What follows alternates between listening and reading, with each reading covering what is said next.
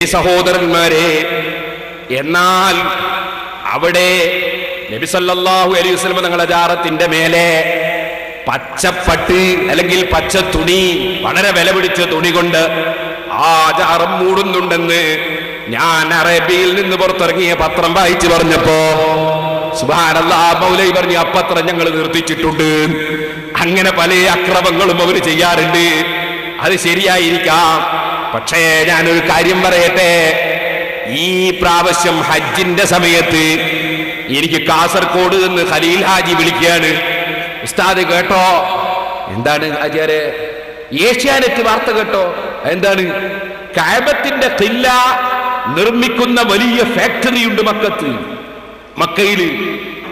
ആ വലിയ ഖില്ല നിർമ്മിക്കുന്ന സ്ഥലത്ത് വെച്ചാണ് നബി സല്ലല്ലാഹു അലൈഹി വസല്ലം തങ്ങളുടെ മഖബറയുടെ മേലെ ഇടുന്ന തുണിയും നിർമ്മിക്കുന്നത് എന്ന് ഏഷ്യാനെറ്റ് വാർത്ത ഉണ്ടായിരുന്നു. ഉസ്താദ് കേട്ടോ എന്ന് ചോദിച്ചു. ഞാൻ ഈ വാർത്ത ഒന്നും കേൾക്കാൻ പോലില്ല. ഞാൻ പറഞ്ഞു, നിങ്ങൾ ആ വാർത്ത ഒന്ന് എനിക്ക് സംഘടിപ്പിച്ചെങ്ങനെ തരുവോ നോക്കാന്ന് പറഞ്ഞു. അതാണ് ഇനി നിങ്ങളെ കേൾപ്പിക്കാൻ പോകുന്നത്. ഏഷ്യാനെറ്റ് വാർത്ത ഞാൻ ഉണ്ടാക്കിയതല്ല. അതില് ഏഷ്യാനെറ്റ് വാർത്തയായതുകൊണ്ട് ഒരു പെണ്ണ് വായിക്കും, നിങ്ങൾ അങ്ങോട്ട് നോക്കണ്ട, കേട്ടാ മതി. പിന്നാണ് പറയുമ്പോ നോക്കിക്കോളൂ. എന്താണ് വാർത്തയിൽ എന്താ പറയുന്നത്, അത് ശരിക്ക് കേട്ടോ.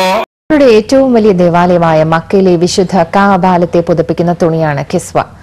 സിൽക്കും സ്വർണവും വെള്ളിയും ഉപയോഗിച്ചുണ്ടാക്കുന്ന കിസ്വ നിർമ്മിക്കാൻ മക്കയിൽ ഒരു ഫാക്ടറി തന്നെയുണ്ട്. എല്ലാ വർഷവും ഹജ്ജിനോടനുബന്ധിച്ച് കിസ്വ മാറ്റിയിടും. യമനിലുള്ള തുബൈ എന്ന രാജാവാണ് ആദ്യമായി വിശുദ്ധ കഅബയെ തുണി കൊണ്ട് പുതച്ചത് എന്നാണ് പ്രബലാഭിപ്രായം. ലോകത്തിന്റെ വിവിധ ഭാഗങ്ങളിൽ നിന്നുമാണ് മുൻകാലങ്ങളിൽ കഅബയെ പുതക്കാനുള്ള കിസ്വ എന്നറിയപ്പെടുന്ന തുണി കൊണ്ടുവന്നിരുന്നത്.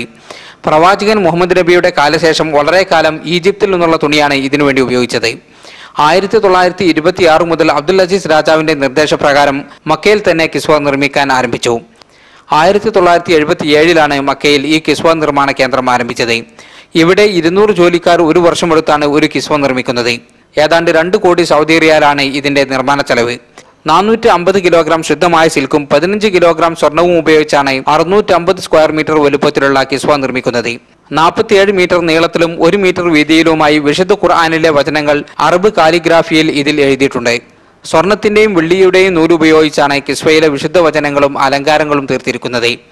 എല്ലാ വർഷവും ഹജ്ജ് വേളയിൽ കഅബയെ പുതപ്പിക്കുന്ന കിസ്വ മാറ്റിയിടും. അറബ് മുസ്ലിം രാജ്യങ്ങളിലെ പ്രതിനിധികളുടെ സാന്നിധ്യത്തിലാണ് കിസ്വ മാറ്റിയിടാറുള്ളത്.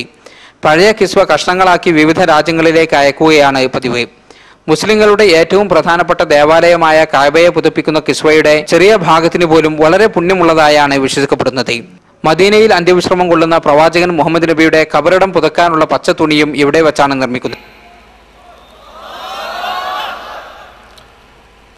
ഇപ്പൊ എങ്ങനെയുണ്ട്?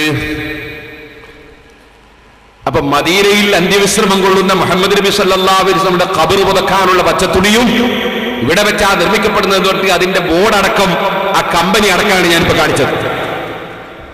ഏഷ്യാനെറ്റ് വാർത്തയാണ്. എന്തിനാണ് ഇവരിവിടെ തെറ്റിദ്ധരിപ്പിക്കാൻ വേണ്ടി നടക്കുന്നത്? ധാരാളം സ്ഥലങ്ങളിൽ അത് കാണിച്ച് ആളുകളൊക്കെ ധാരാളം കേട്ട് മനസ്സിലാക്കിയിട്ടുണ്ട്. ഏഷ്യാനെറ്റിലൊരു വാർത്ത വായിക്കുന്നതാരാ? ഒരു കണ്ണമംഗലം, അതാരാ?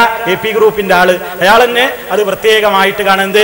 അവിടെ അങ്ങനെ കാണിച്ച് കഅബക്ക് പൊടിയുന്ന കിസ്വ പോലെ നബി സല്ലല്ലാഹു അലൈഹി വസല്ലമിന്റെ ഖബറിന്മേൽ വിരിക്കാനുള്ള പട്ടും ഈ ഫാക്ടറിയിൽ നിന്ന് തന്നെയാണ് നിർമ്മിക്കുന്നത് എന്നൊക്കെയാണ് പറഞ്ഞു. കിട്ടിപ്പോയി എന്നുള്ള നിലക്ക് പേരോടും കൂട്ടരൊക്കെ അതുകൊണ്ട് ഇങ്ങനെ ഇറങ്ങി. കുറച്ചാണ് കഴിഞ്ഞപ്പോ കണ്ണമംഗലം തന്നെ പിന്നെ വേറൊരു വാർത്ത. ഇസ്ലാമിക അധ്യാപനങ്ങൾക്ക് വിരുദ്ധമായ അനുഷ്ഠാനങ്ങളിൽ നിന്ന് മുസ്ലിമുകൾ വിട്ടുനിൽക്കണമെന്ന് സൗദിയിലെ മതപണ്ഡിതർ ആഹ്വാനം ചെയ്തു. ഇസ്ലാമിക സമ്പദ് വ്യവസ്ഥയെക്കുറിച്ച് 7ാമത് അന്താരാഷ്ട്ര സമ്മേളനം അടുത്ത മാസം 1 ജിദ്ദയിൽ ആരംഭിക്കും. കിങ് അബ്ദുൽ അസീസ് യൂണിവേഴ്സിറ്റിയിലെ centre of Islamic economic researchers ആണ് സമ്മേളനത്തിന്റെ സംഘാടകർ. ലോകത്തിന്റെ വിവിധ ഭാഗങ്ങളിൽ നിന്നുള്ള പണ്ഡിതർ, ഗവേഷകർ, ധനകാര്യ നിക്ഷേപ സ്ഥാപനങ്ങളുടെ പ്രതിനിധികൾ തുടങ്ങിയവർ ചർച്ചയിൽ പങ്കെടുക്കും. സമ്മേളനം 3 ദിവസം നീണ്ടു നിൽക്കും. അതേസമയം റബിയുൽ അവൽ മാസത്തിൽ പ്രത്യേക ആരാധനാ കർമ്മങ്ങൾ അനുഷ്ഠിക്കാനോ പ്രവാചകന്റെ ജന്മദിനം ആഘോഷിക്കാനോ ഇസ്ലാം മതം പഠിപ്പിക്കുന്നില്ലെന്ന് സൗദിയിലെ വിവിധ പള്ളികളിൽ കഴിഞ്ഞ വെള്ളിയാഴ്ച പ്രാർത്ഥനയോടനുബന്ധിച്ച് നടന്ന പ്രസംഗത്തിൽ മതപണ്ഡിതർ പറഞ്ഞു.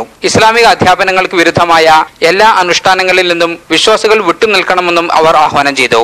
മക്കയിലെ വിശുദ്ധ കഅബയെ പുതപ്പിക്കുന്ന കിസ്വ നിർമ്മാണ ഫാക്ടറിയിൽ പ്രവാചകന്റെ ഖബറിടം പുതക്കാനുള്ള പച്ചപ്പൊട്ട് നിർമ്മിക്കുന്നുണ്ടെന്ന പ്രചാരണം അടിസ്ഥാനരഹിതമാണെന്ന് സൗദിയിലെ പണ്ഡിതർ അറിയിച്ചു. മക്കയിലെ വിശുദ്ധ കാബയെ പുതപ്പിക്കുന്ന കിസ്വ നിർമ്മാണ ഫാക്ടറിയിൽ പ്രവാചകന്റെ ഖബറിടം പുതുക്കാനുള്ള പച്ചപ്പൊട്ട് നിർമ്മിക്കുന്നുണ്ടെന്ന പ്രചാരണം അടിസ്ഥാനരഹിതമാണെന്ന് സൗദിയിലെ പണ്ഡിതർ അറിയിച്ചു. മക്കയിലെ വിശുദ്ധ കാബയെ പുതപ്പിക്കുന്ന കിസ്വ നിർമ്മാണ ഫാക്ടറിയിൽ പ്രവാചകന്റെ ഖബറിടം പുതുക്കാനുള്ള പച്ചപ്പൊട്ട് നിർമ്മിക്കുന്നുണ്ടെന്ന പ്രചാരണം അടിസ്ഥാനരഹിതമാണെന്ന് സൗദിയിലെ പണ്ഡിതർ അറിയിച്ചു. മക്കയിലെ വിശുദ്ധ ഹറം പള്ളിയുടെ വികസന പ്രവർത്തനങ്ങൾ പുരോഗമിക്കുകയാണ്.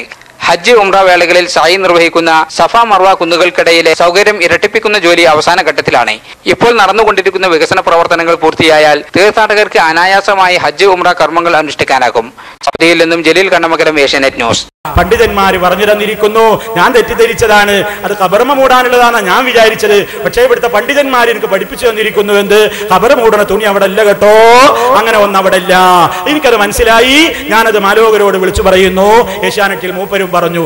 അതോടുകൂടി പേരോട് കൊണ്ടുവന്ന റാവി, ആ റാവി തന്നെ ആ സനത്, പേരോടിന്റെ സനത് ഇപ്പൊ എന്താ, ഏഷ്യാനെറ്റിലെ ഈ കണ്ണമംഗലം എന്നറിയുന്ന റിപ്പോർട്ടറാണ്. അയാൾ തന്നെ അയാളെ വാർത്ത എന്ത് ചെയ്തു, അയാൾ ആ സനതാണ് മാറിയതോടുകൂടി പേരോട് പൊക്കിക്കൊണ്ടുവന്ന വിഗ്രഹത്തെ പേരോട് തന്നെ ഉടച്ചിട്ടിരിക്കുകയാണ്. അതുകൊണ്ട് ഇനി അത് കൂടുതൽ പറയേണ്ടതില്ല.